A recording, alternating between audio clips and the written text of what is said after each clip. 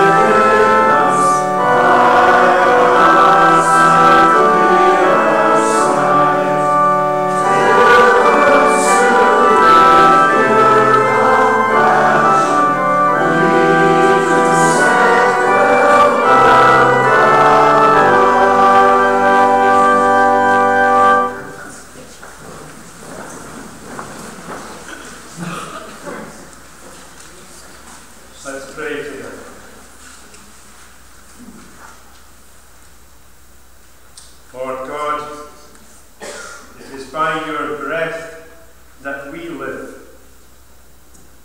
It is because of your Spirit that we exist. Your kiss of life is our daily revival, and you are the wind beneath our wings. Come and make your presence felt, like a breeze against our skin, refreshing, invigorating, disturbing. Come and cause ripples amidst our hesitations and preoccupations. Stir up what has become static. Move across our confusion and chaos, for we long to be in company with you. Breathe on us, wild wind of God.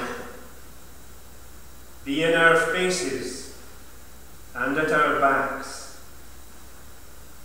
never at our beck and call, but beckoning and calling us to greater vision and renewed commitment, a future of new surprises, more excitement, great confidence, and an ever deeper faith. Amen. Young folks are scattered around the church this morning rather than down here. There's some behind you there. I want to show you a video because this is a special day. Just like yesterday was a special day. Chelsea won the cup. Celtic won it up here. And there was one or two other special things happened as well. We all have special days, don't we? And one thinks immediately of a birthday. Well, in the church, this is the church's birthday, often referred to and known as Pentecost, some 50 days after Easter. Jesus has gone back to be with the Father, but he hasn't left us defenseless. He's sent his Holy Spirit to be with us. And for the young folks, but probably for you all, I think we all like cartoons or animation, we're going to watch a short video. You can see on the screen it only lasts 3 minutes, but I thought it summed up very nicely and simply what the coming of the Holy Spirit actually means. So let's watch it. Together in a big room. Suddenly, something amazing happened. At first, it sounded as if a huge wind were blowing. Next, flames of fire flickered over every person's head.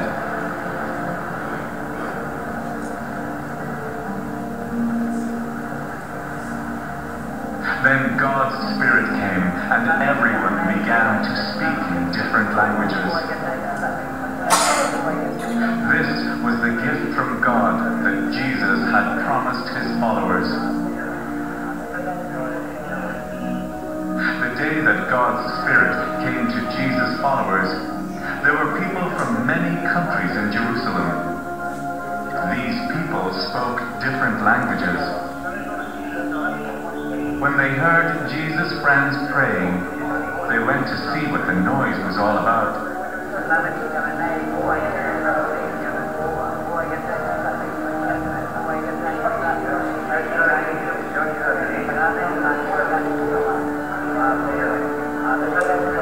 They found Jesus' friends telling about the great things God had done.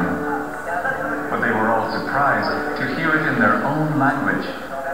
They asked, "What does this mean?" After that day, when the Holy Spirit first came, Jesus' followers began to do many miracles.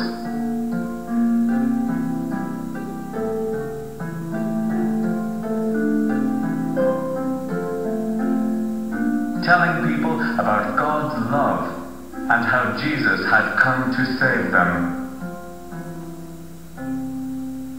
One afternoon, Peter and John went to the temple. A man who couldn't walk sat there begging for money. Peter looked at him and said, I don't have any money, but I do have something else I can give you. By the power of Jesus Christ from Nazareth, stand up and walk. Up jumped the man. His feet and ankles were now strong. He was healed.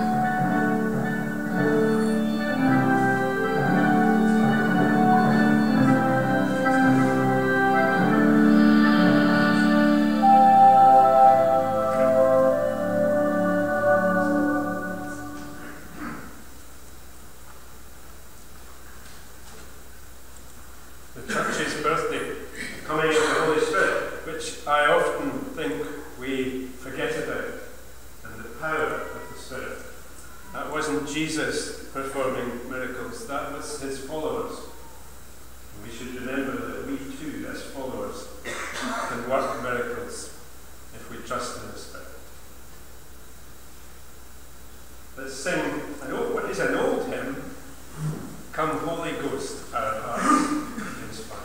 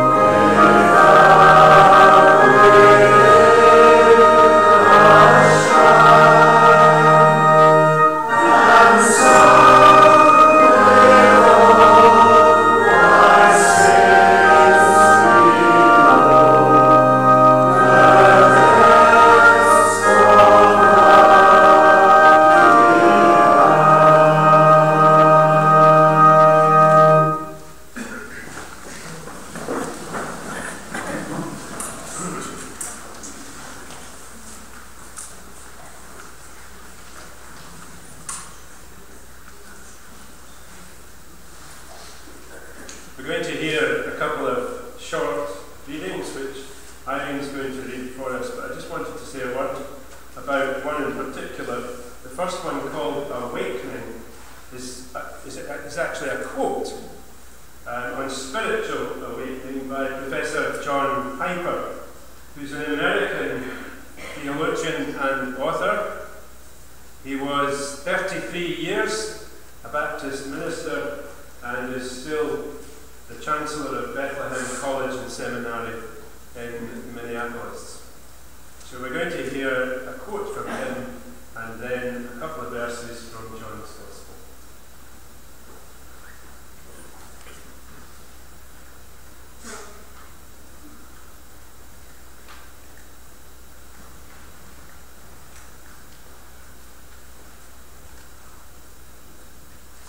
Awakening, a quote by John Piper.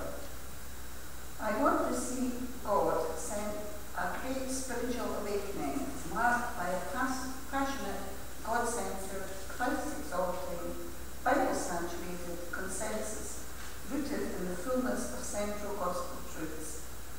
Spiritual awakening is mainly about more and more people seeing and savouring the glory of Jesus Christ and sharing those experiences. And that glory shines most brightly when its beauty is seen most clearly and savoured most clearly. And a short reading from John's Gospel, chapter 15, verses 26 and 27. But I will send you the advocate or encourager, the Spirit of truth. He will come to you from the Father and will testify all about me. And you must also testify about me, because you have been with me from the beginning of my ministry. May the Lord give thanks to this reading from his holy word. Amen.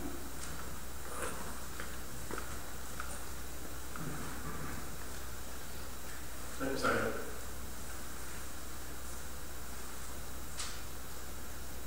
Over time, things wear out, don't they?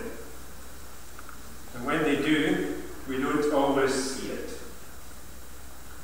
In recent weeks, at home, our cooker, our pots and pans, our vacuum cleaner have all had to be replaced. They were still working, or so we thought. It was only when we bought new ones we realised how worn out the old ones actually were. Now the cooker thermostat works. The pots and pans no longer stick. And the carpets are clean. The piles are sitting up. But then on Thursday, my 20-year-old rotary mower also gave up the ghost because they couldn't get any spare parts needed for it. So I'm in the hunt for a new one. That's why now and again, and these incidents have made me think about this, that's why now and again we need to stop and refresh and renew our different domestic appliances and belongings. And it's no different for us. Physically and mentally, over time, life takes its toll. And we need to be able to stop and take time to review and refresh our lifestyles. We also need to do the same spiritually. To stop, to review and refresh our beliefs and our relationship and commitment to God. And also in the world, how as Christians we respond to fast-changing events. Last year, about this time, we launched the Church Mission Action Plan, our blueprint, if you like, for the coming years. And the plan contains lots of goals. Goals for our different ministries in the church. And last year, the first year of the plan, we did very well. We actually delivered on 35 of the 39 goals that we set ourselves for the year.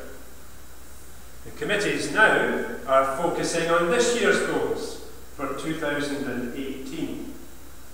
And today, on Pentecost, I want to as it were, officially launch two of the goals: the Spiritual Encouragement Initiative and an associated fund of money to help us in our learning process.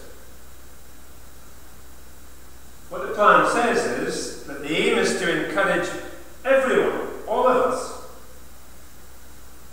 everyone in the church, you folks, and those who just associate themselves with it from time to time, for whatever reason, want to encourage everyone to take up at least one spiritual learning activity each year. Now that of itself is not terribly onerous. At least one spiritual activity each year.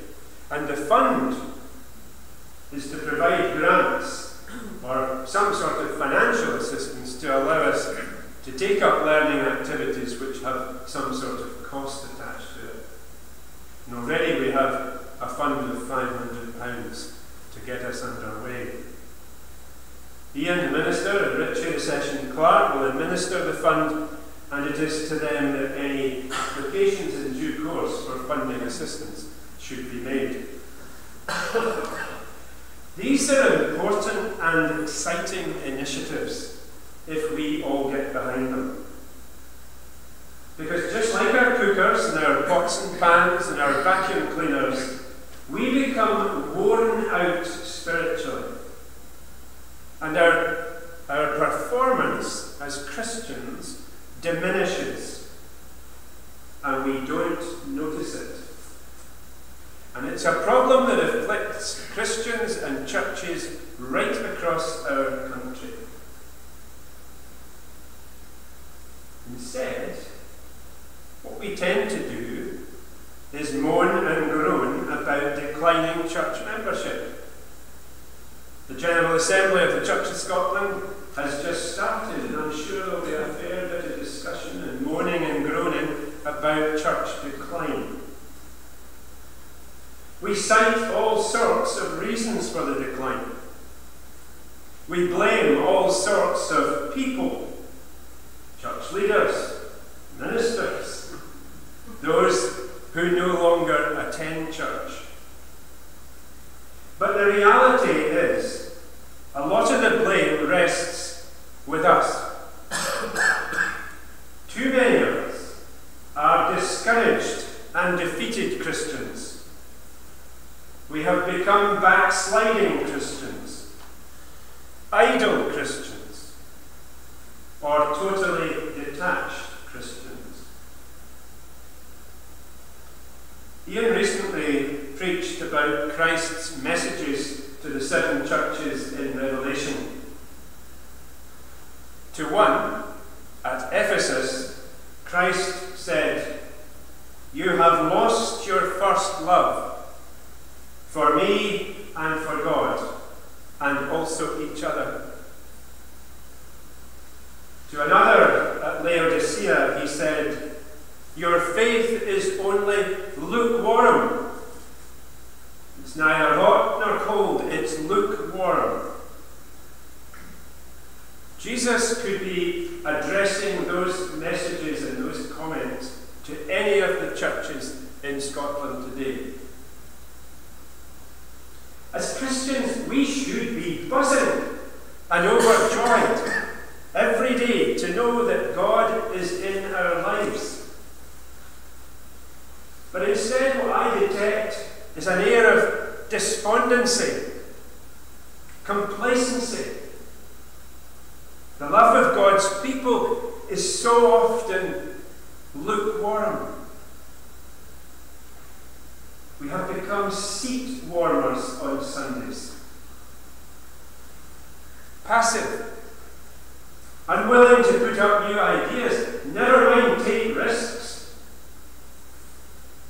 All too easily, we seem guilty of pursuing our own agendas instead of God's agenda. We go with the flow in society when at times we should speak out and take a stand. And most worryingly, and this is something that a newcomer to another church made to me just the other day, we are too quick to display an unforgiving spirit. These are the symptoms which point to the need for a spiritual reawakening. And the answer, friends, is in our hands. Because spiritual renewal comes when we give ourselves afresh to God every day. That is when, with the Holy Spirit's help, we can bring our faith back to life, like a drowning victim, saved and revived. Because how can we ever hope to raise awareness of God among other people when we ourselves are in need of reviving? So what do I mean by reviving our faith and reviving ourselves? Well, first, I think we have to see God for who He is. Great, with us, in and through us. We must see ourselves as we really are, as God sees us. We must regularly give ourselves a spiritual health check, an honest self-examination, and confess our shortcomings and try to get rid of them rather than just accept or ignore them.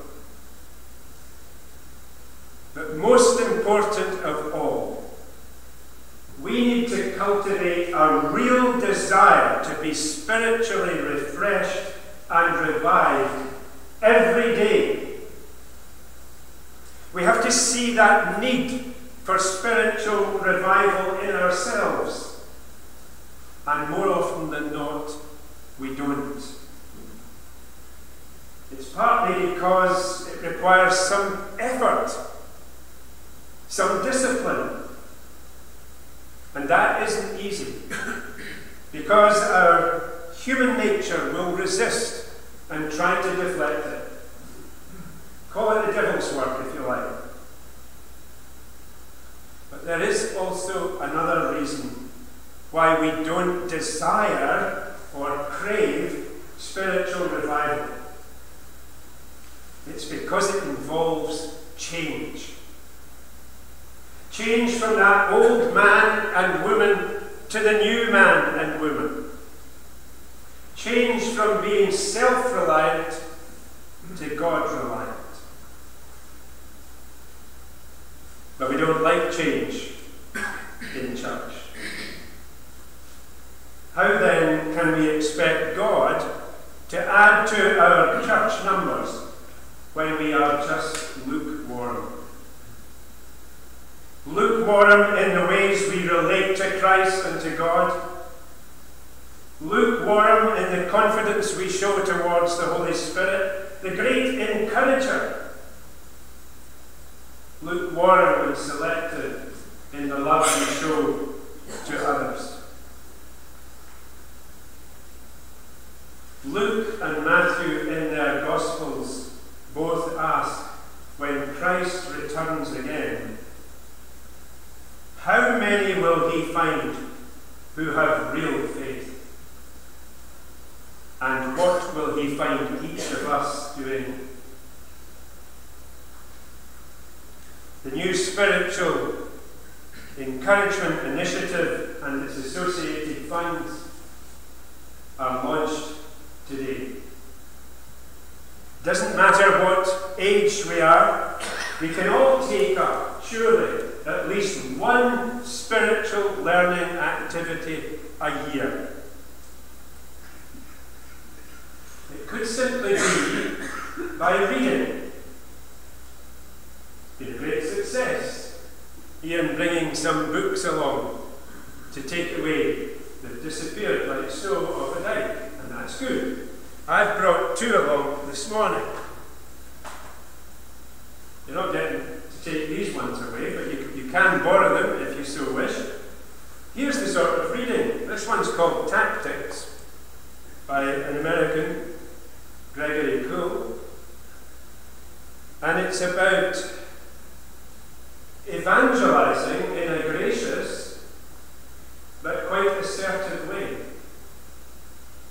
To the person who says, "Oh, I don't believe in all this religion and God stuff." This guy doesn't let them away with it. He says, "Oh, at what point did you conclude that?" He challenges them. And it's quite an interesting book of tactics for evangelizing. And this one, Proof of Heaven, I was taking a service in another church, and someone at the church door said to me, "You should get a hold of this book." So I did. It's written by an American neurosurgeon who had a near-death experience. And he honestly believes he travelled into the heavenly places and then came back again as his bacterial meningitis was finally tackled. It's a very interesting and challenging book. You're very welcome to borrow both of them. So it could be reading, it could be simply DVDs, say on challenging faith topics. This one's called When Faith Gets Shaken. Or it could just be this one, which John and Mona let me borrow, called Risen. It's a movie about the risen Christ, but it's quite thought-provoking. I'll need to give this back to John, but you can borrow the other one if you wish as well. It may be that if you've got access to the internet, that you can listen to lectures or sermons on the net. You might want to attend some of the many church workshops, conferences, training events that are going on. And that's where the funds might be useful in helping us to attend these things. We might want to cultivate our prayer habit. It's a struggle for us, prayer. One of the things I use is an internet site, it's actually a Jesuit site called Pray As You Go. 10 to 15 minutes every morning. It invites you to listen to a reading. There's a bit of commentary on it. You hear the reading again, and you're left to think about or pray about one or two questions arising out of the text. 10-15 minutes. Great way to start the day. Over the next weeks and months, we'll be suggesting and advertising as many learning opportunities as we can to help you. And can I say that there is an important role here also for our spiritual leaders in the church here, the elders, in encouraging and supporting others in their learning efforts. And we don't need to learn alone. We could get together with others and read and discuss, say, a book. And the elders might, within their districts, want to invite people to come together to do just that. And when we finish a spiritual learning activity, whatever it might be, it would be good if we could share our experiences. Write a piece for the church magazine. Ross is always looking for articles. Or we can arrange to post some comments on the website or Facebook. Or just pin something on the notice board outside. I believe that if we give ourselves afresh to God in Christ each day and take steps to refresh and grow our faith and ask the Holy Spirit to help us, we shall see a revival in Christian fortunes. On a personal level, as we increasingly get it right with God and delight in confidently telling others of our experiences. We shall see it at a community level as well, as the love of God helps families live and pull together. And we shall see it at a church level here in St. Margaret's and elsewhere, as people increasingly want to worship and desire spiritual refreshment and growth. Our Spiritual Encouragement Initiative and associated fund is designed with those ends in mind, and I commend it to you. Let me finish by quoting the writer of Psalm 85, who confidently says this: "Won't you revive us again, Lord, so your people can rejoice in you? Show us your unfailing love, O Lord, and grant us your salvation." So be it. Amen.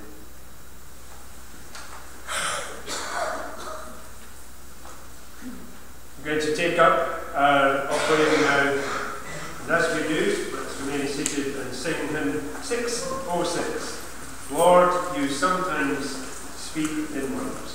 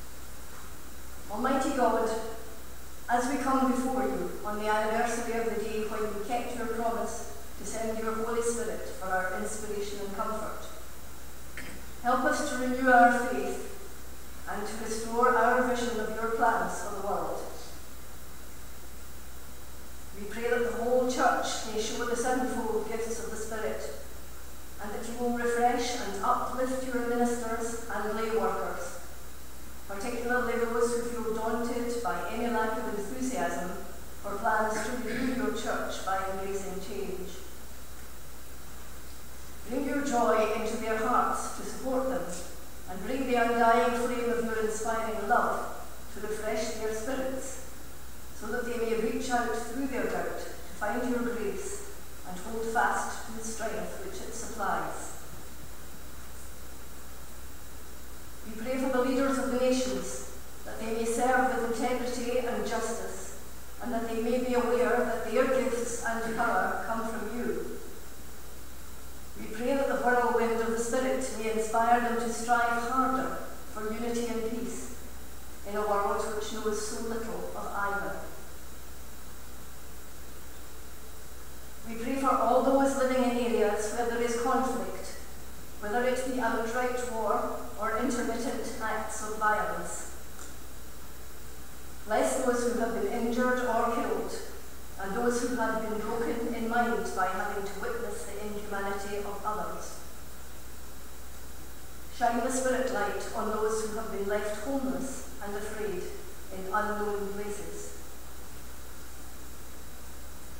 God of mercy, even as we strive to understand the motivations of those apparently intent on causing suffering, not just to people of different faiths, but to many of their own people, help us to hate the sins of violence rather than the misguided sinners who commit them. We remember this morning that very many children are still prisoners in Nigeria, having been seized from their homes by Boko Haram, more than 1,000 having been taken since 2013.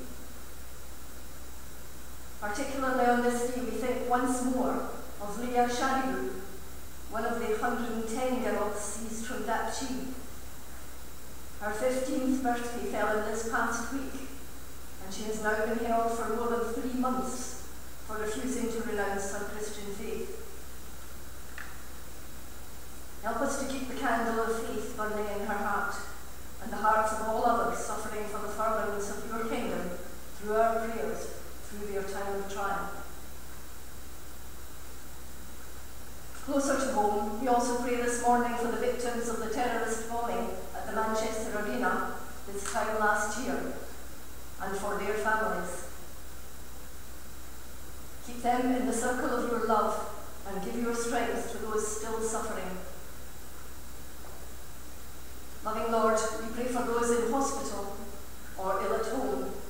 Surround the frightened with your tenderness. Give strength to those in pain. Hold the weak in your heart and give hope and patience to those recovering their strength. We remember the slenderness of the thread which separates life from death, and the suddenness with which it can be broken. Help us also to remember that on both sides of that division, we are surrounded by your love. Always keep us mindful of the fact that when those dear to us die, neither we nor they are parted from you, and that our parting from them is only temporary. Holy Spirit, come into our homes. Set our hearts on fire with the warmth of your love. Inspire us to do new things for others and draw us together in your fellowship of love and joy. Help us to find pleasure in helping in serving others and sharing in their triumphs and disappointments.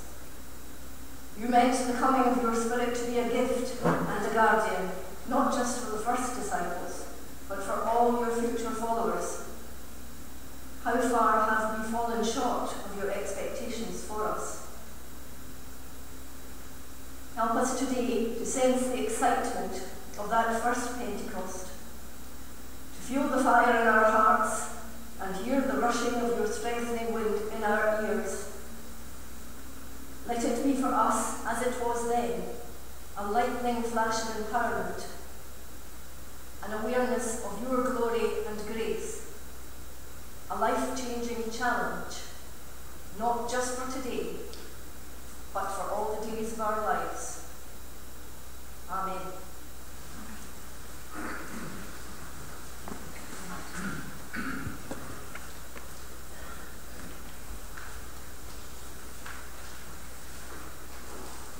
Our closing hymn is 617, Great and Deep the Spirit comes.